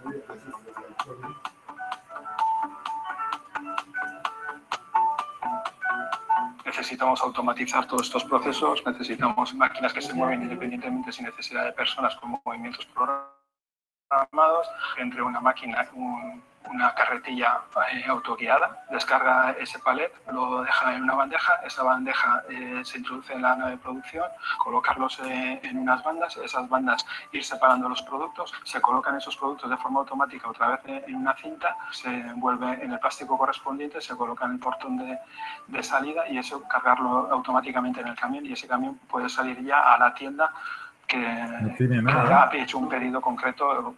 Tenemos que hacer un análisis de todas las líneas, todos los movimientos, todas las referencias, todos los clientes, todo lo que tienen, las estacionalidades, el tipo de formatos que tienen los elementos, y preparar una solución de hardware que pueda hacerlo y una de lógica en la cual nosotros podamos al final entregar todos los productos en la cantidad, en el orden que necesitan para poder suministrar a sus clientes. Las ventajas básicamente podemos ponerlas en dos ámbitos. Está una en el ámbito, digamos, propiamente económico, y otra en el ámbito de la propia gestión. Pues tenemos todos los ahorros de almacenajes en las propias tiendas, almacenajes internos, gestión de pedidos, y todo lo que he dicho se puede hacer sin intervención humana. En los almacenes inteligentes, la parte más importante está en que tienen una jerarquización y un posicionamiento de los productos de forma aleatoria. El propio sistema es inteligente y sabe dónde están los productos. Si a un momento determinado en la instalación parase, seguramente nadie sabe realmente de dónde se encuentra ese producto, más que el software que lo está integrando. Cuando estamos hablando de Amazon, o lo mismo cuando estamos hablando de una empresa de retail, están identificados los productos uno por uno, para poder hacer después el picking o la preparación de pedidos concreta por cada uno de los productos. El tema de robots y drones ya no es ciencia ficción, sino que es realidad que existe, y en estos momentos pues con drones, mediante sistemas de visión artificial y con sistemas de antenas, pues pueden detectar lo que son los códigos de barras, sacar visiones por RFID, y ellos rápidamente van pasando por las diferentes alturas y por los diferentes posicionamientos y pueden ir capturando toda esa información. Y esa información la pueden volcar en el sistema de gestión de almacenes y controlar que realmente las cantidades y las unidades especificadas estén ahí. ¿Cómo pueden ser los almacenes de aquí a 20 años? Pueden ser totalmente automáticos, y existirá la robótica colaborativa que permitirá que, por decir algo, los dependientes no puedan estar, que desde casa te lances el pedido o que vayas allí, piques una pantalla y los robots te traigan los productos, te preparen las cajas, se puede hacer todo. Otra cosa es lo que la sociedad vaya a evolucionar, vaya a admitir, vaya a acoger, vaya a hacer, que eso es lo que se tiene que definir, pero la tecnología ya hoy lo permite.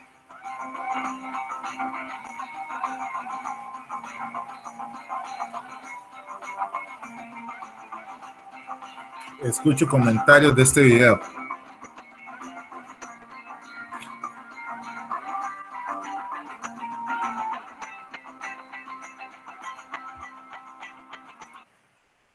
Comentarios, chicos.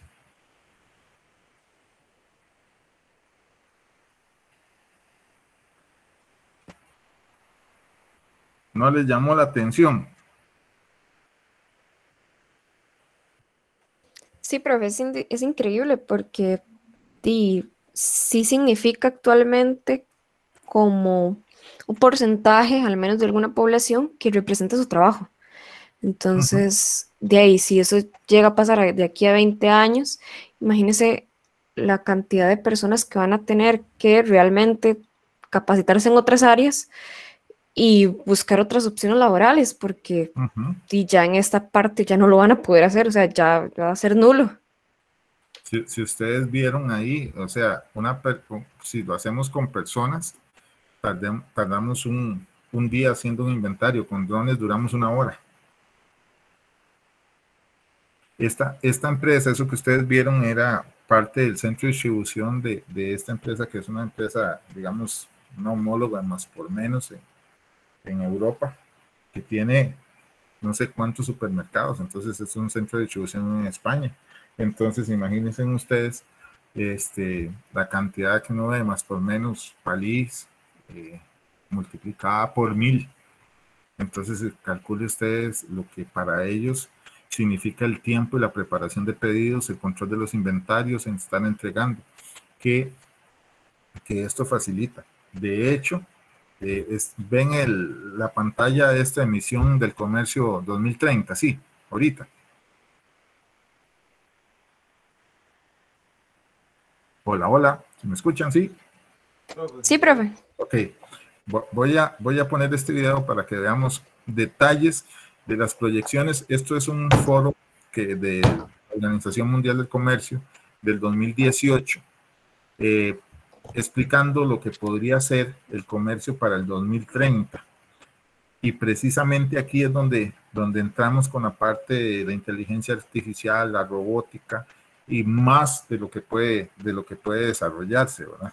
Bueno, el comercio evidentemente está cambiando fundamentalmente, con el 3D printing, con la robotización. Tapping into the digital capabilities. Profe, se escucha un eco. ¿Perdón? Se escucha como un eco, se escucha como si usted lo estuviera en altavoz, porque se escucha doble. Ah, se escucha doble. Sí. Ah, entonces... Si apaga el micrófono. Voy a apagar el micrófono, Ajá, sí. Sí, Entonces, eso es lo que voy a hacer. Bueno, el comercio evidentemente está cambiando fundamentalmente, con el 3D printing, con la robotización. Tapping into the digital capabilities. To become part of this new future and new economy that we're seeing. What will trade look like in 2030? Are we ready for the changes that lie ahead?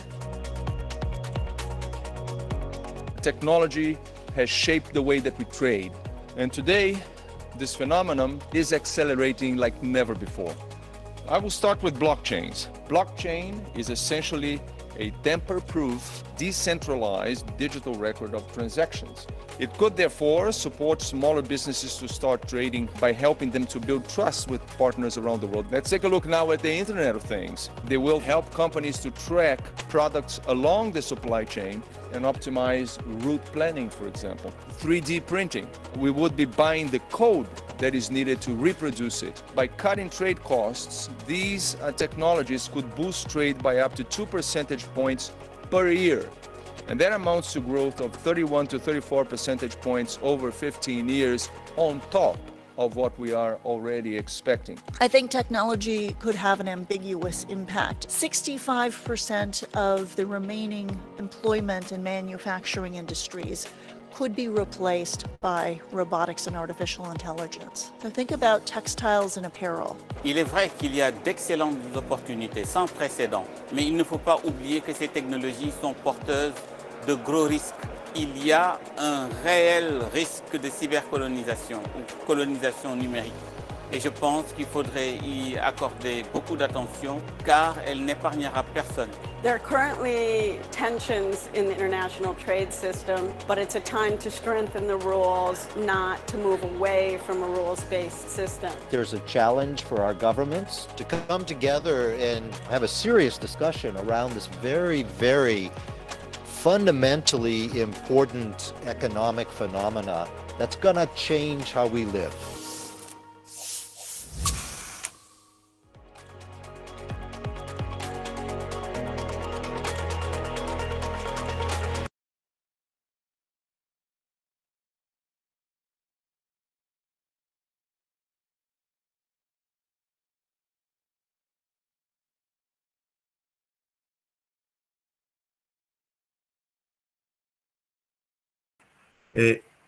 ¿Qué dicen, chicos, sobre esto? Las expectativas del comercio internacional para el 2030. Vean ustedes los cambios que podemos ver, lo que dicen. O sea, una cosa es la tecnología que existe en este momento y lo que existe y también lo que socialmente podría ser aceptado en utilizar, ¿verdad? Porque hay N cantidad de cosas que van saliendo y van mejorando. ¿Qué es lo que más, en este video, qué es lo que ustedes podemos decir que está presente ahí? ¿Qué es?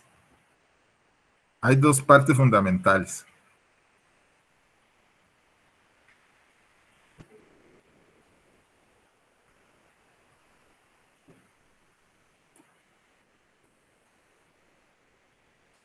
Que no me escuchan. Profe, a mí se me corta por ratillos, pero... Ajá. Pero, ¿sí me escuchan bien? Sí, profe, es increíble como de ahí la globalización, ¿verdad? Y el avance en la tecnología nos puede permitir la mejora en ciertas áreas, porque como se menciona en este video, en el video pasado, de ahí hay tantas cosas que lo hacen los humanos y siempre se ha predicho como que todo eso va a ser reemplazado por la robótica. Entonces, de ahí es impresionante, realmente es impresionante.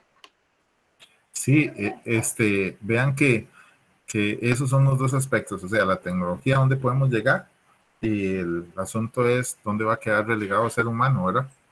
Que esas son como las dos partes que uno no sabe qué irá a llegar a suceder. Entonces, vean, hay un término logístico que yo lo voy a explicar en un video, pero yo lo que quiero es que veamos el video es un poco viejo y se va a hacer referencia, se va a hacer referencia única y exclusivamente al código de barras, pero vea que les digo que es un video un poco viejo. Entonces, vean, y yo necesito que el concepto en logística es el cross-docking. Entonces necesito que ustedes vean cómo funciona esto y cuál es la idea. Entonces, voy a presentar yo creo que sí se puede ver sin necesidad de... Es ¿dónde estamos? Para ver.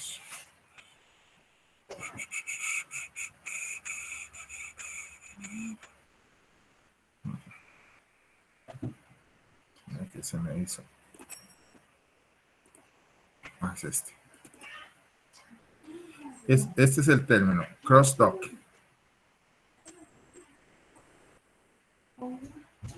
¿Lo están viendo? Sí, se escucha. Un total de 160 aviones aterriza en un periodo de 2 horas. Cada minuto desciende una nave. 1446 ramp tower, be confirmed.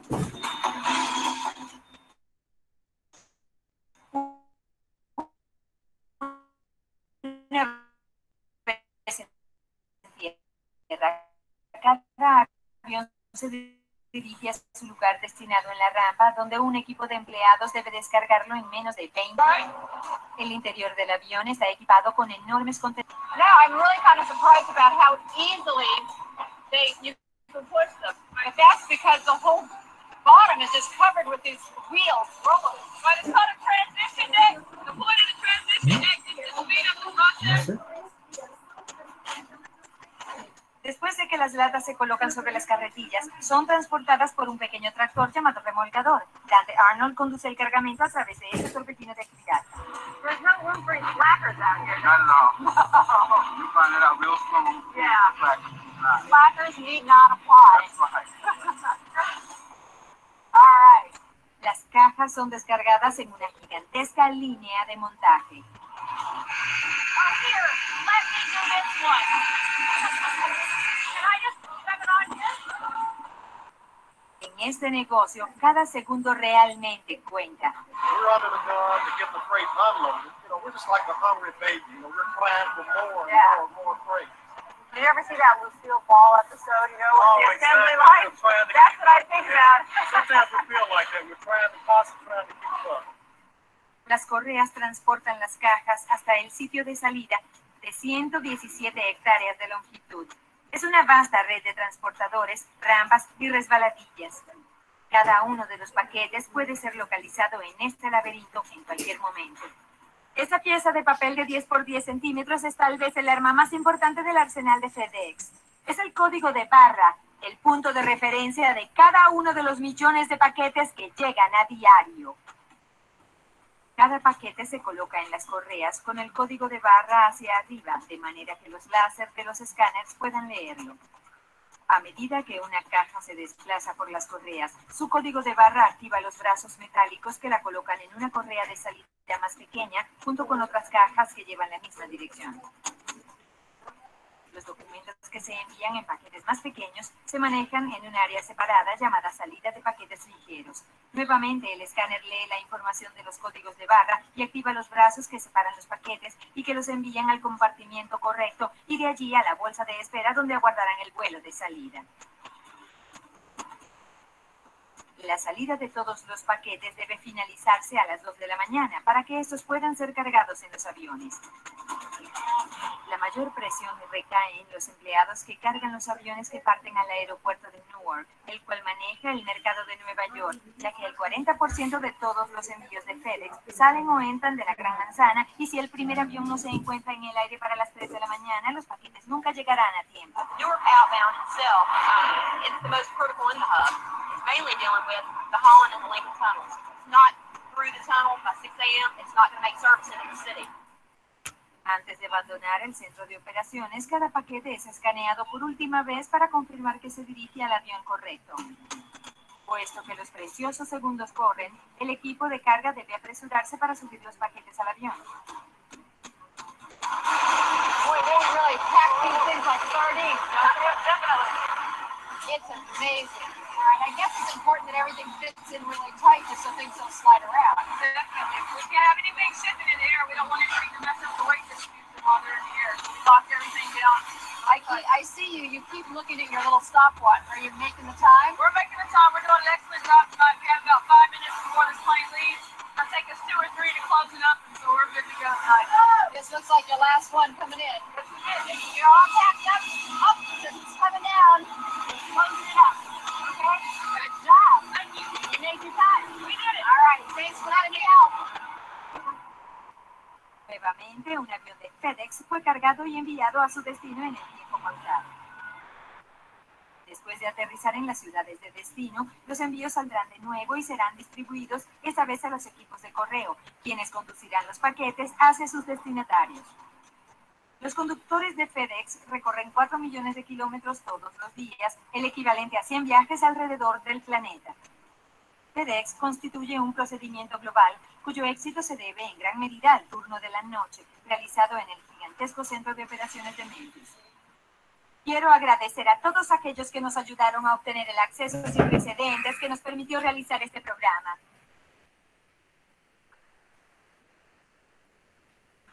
Ok, chicos, si les preguntara el cross-docking, ¿qué sería entonces?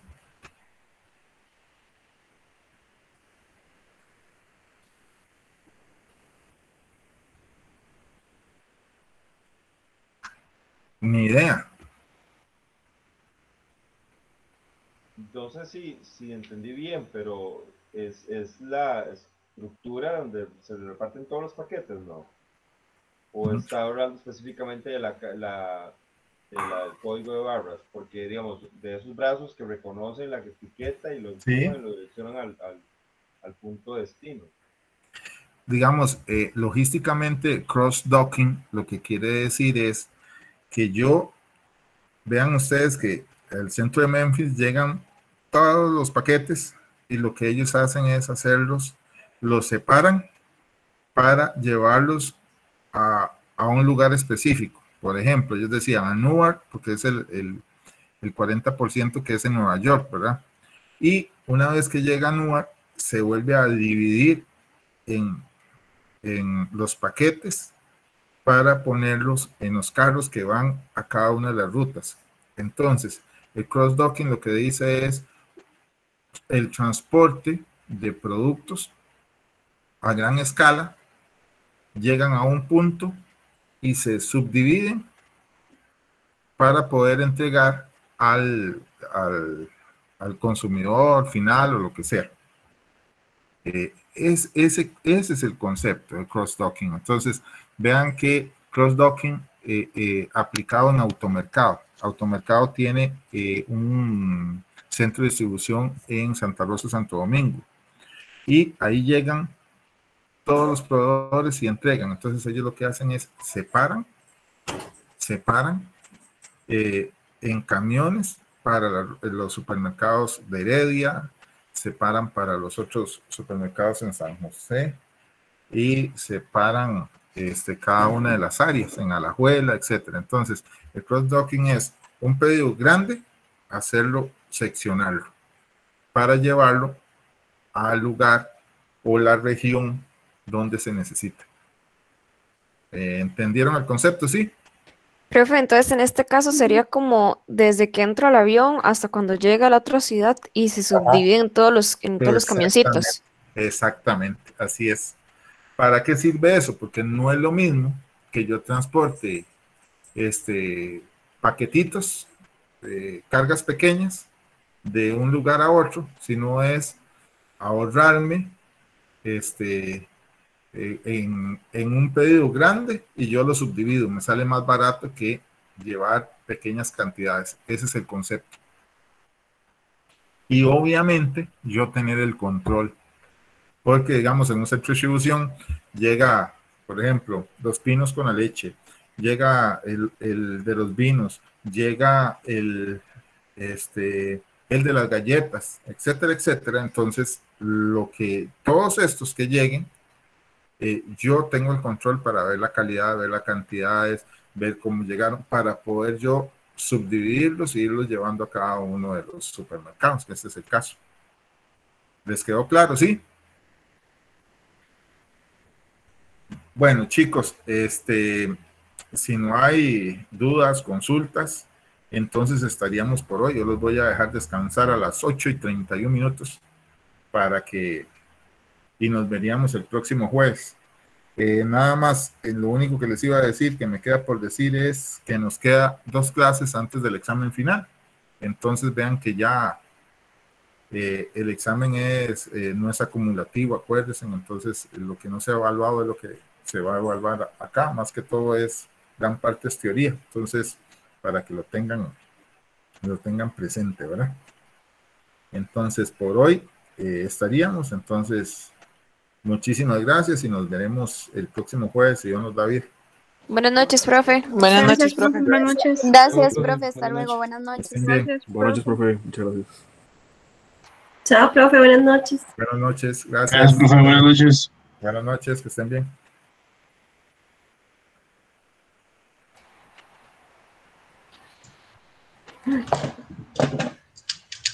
Clases. Estás en clases. Sí, pero tengo que salir, pero no me acuerdo dónde era. Ya me encontré aquí.